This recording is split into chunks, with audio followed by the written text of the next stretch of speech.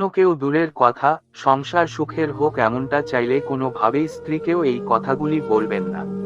কারো কাছে অপমানিত হয়ে সেই কথা অন্য কারোর কাছে তো দূরে থাক স্ত্রীকেও বলবেন না। অনেক সময় লক্ষ্য করা গিয়েছে সমস্ত কথা স্ত্রীকে বলার প্রবণতা আছে বহু মানুষের, কেননা সময় আসবে যখন স্ত্রীও সেই বিষয়ে কথা শোনাতে ছাড়বে না। নিজের দুর্বলতা কখনো কারোর সামনে স্বীকার বা আলোচনা করবেন না, কেননা অনেক সময়ই নিজের লোকেরাই ধোঁকা দিয়ে থাকেন। সেই সময় দুর্বলতা স্ত্রীর সামনে আলোচনা করলে দুর্বল সময়ে তা নিয়েই সমস্যা সৃষ্টি করবে। কোনো কিছু দান করে থাকলে সেটি গোপনে দান করুন, যা দান করবেন তা কখনোই প্রকাশ্যে নিয়ে আসবেন না। দানের বিষয়ে স্ত্রীর সঙ্গে আলোচনা করবেন না, কেননা দান যতখানি গোপন থাকবে ততখানি মঙ্গলময়। দানের বিষয়টি ছড়িয়ে পড়লে তার গুরুত্ব বা মাহাত্ম্য একেবারে কমে যায়। নিজের রোজগার সম্পর্কে স্ত্রীকে কখনো বলবেন না। যদি স্ত্রী জানতে পেরে যান আপনার আয়ের উৎস সম্পর্কে, সেক্ষেত্রে সমস্ত টাকা দাবি করবেন।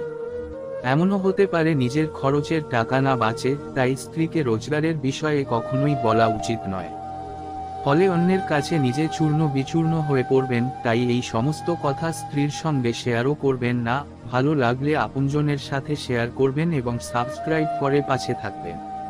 সকলেই ভালো থাকুন, সুস্থ থাকুন। আজ এখানেই শেষ করলাম। নমস্কার, ধন্যবাদ। ঈশ্বর আপনার মঙ্গল করুন।